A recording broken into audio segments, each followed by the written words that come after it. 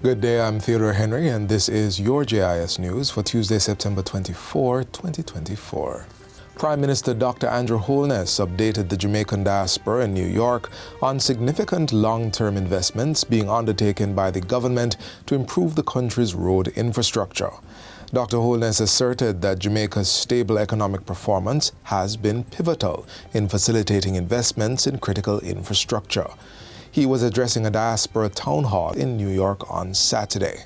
Going forward, the government is making the commitment with the budgetary allocations from our economic performance to build new roads, improve those roads, and to maintain them. It's going to be a 20-year journey for us to get all our roads into the conditions where we can drive in comfort on all of them, to remove the potholes and the eroded surfaces. So I'm not here to tell you that by a snap of the finger, all of that is going to be done. But for the first time, we are in a position that we can project to be able to do this. And that's the difference between then and now. Dr. Holness assured the diaspora that for the first time in history, the country is financially able to carry out major infrastructure development. He highlighted the $40 billion Spark program now underway to improve roads across the island, the 5% low unemployment rate, stable inflation rate of below 6%, as well as a stable foreign exchange rate. Prime Minister Holness also emphasized the important role the diaspora plays in growing the economy. So I can tell you that I know with the economy as it is, for 20 years we can make the investments in roads, or in healthcare, or in education, or in security, with stable revenues. But I can tell you one more thing. With stable revenues, we don't have to tax you. Still in New York, Prime Minister Holness assured world leaders that Jamaica's economic resilience is due to government's firm commitment to fiscal discipline. Dr. Holness said the country's development program, guided by the IMF and World Bank, has put Jamaica on a sustainable fiscal path. Speaking during a plenary session at the UN Summit of the Future, the Prime Minister reflected on the post-COVID-19 recovery efforts. The COVID pandemic would have set us back. But within the fiscal program, we built in resilience. So we ensured that our economy was able to respond to shocks.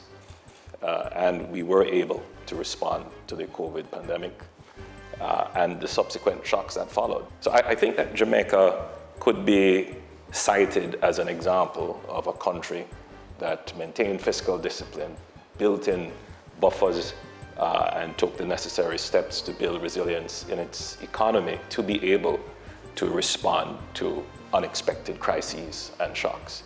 Looking to the future, Dr. Holness called on the multilateral financial system to adopt a supportive stance as developing countries strive to achieve their sustainable development goals.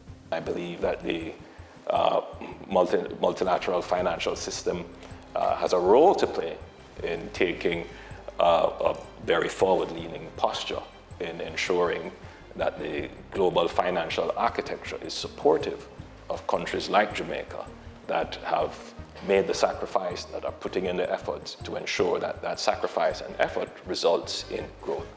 Jamaica on Monday participated in the commemorative ceremony of the 30th anniversary of UNESCO's Roots of Enslaved Peoples program. The event, which seeks to honor the victims of slavery and the transatlantic slave trade, was held at the Ark of Return under the theme, Acknowledge the Tragedy, Consider the Legacy, Lest We Forget. During his presentation, Prime Minister Dr. Andrew Holness called the transatlantic slave trade one of the greatest atrocities in history. History is replete with accounts of horrific atrocities experienced by enslaved Africans in the 400 years of the transatlantic slave trade. Yet, through their own action and great sacrifice, our ancestors emerged as heroes. passing on to their descendants the dignity, integrity, and resilience with which they became masters of their own destinies. Prime Minister Holness shared Jamaica's unwavering support for reparatory justice, as well as the proclamation of the Second International Decade for People of African Descent. He also committed to working with long-standing partners to bring these initiatives to fruition. Back in Jamaica, 5 families' standard of living has changed for the better when they received keys to brand new houses under the new social housing program, NSHP. 3 3-bedroom units were delivered to Craig Bailey, Jolene Grant, and Shauna K. Beach, while Shelley-Ann Byfield was given a 1-bedroom unit. The recipients all reside in the constituency of Northeast St. Catherine.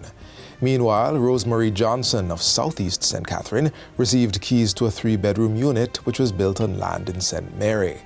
Prime Minister Dr. Andrew Holness made the presentation last Thursday before leaving for New York. He said the government is being very systematic in how it deals with poverty in Jamaica. He said the goal is to raise the standard of living for the most vulnerable by providing safe and convenient places of dwelling. The government's intention is to ensure that we have sufficient programs to help especially the absolute poor in our country. So today, we can say that we have lifted a family out of absolute poverty. And finally, 23 additional post offices will undergo significant upgrade as part of the government's broader plan to modernize Jamaica's postal network. The upgrades are being executed under the National Identification System (NIDS) project and will take place over the next 8 months. Minister with responsibility for skills and digital transformation, Senator Dr. Dana Morris Dixon, says the modernization process aims to expand the post office network and enhance the services provided to communities across the island. They will serve as digital access hubs, providing free or low-cost internet connectivity, computers, and access to digital public services and essential online personal services such as bill payment. Most of our people do not have cheap internet access. That's the reality. And while we work at building out our broadband infrastructure, which is currently being done right now, we believe that the post office can help to bridge that gap that we have. Minister Morris Dixon was speaking at the newly renovated Ligonier Post Office at the Ligonier Post Mall in St. Andrew last week.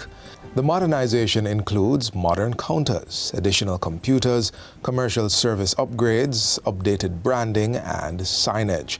The minister said post offices must become logistics centers to meet the demands of a digital society. And that's it for JIS News Today. I'm Theodore Henry. Thanks for watching.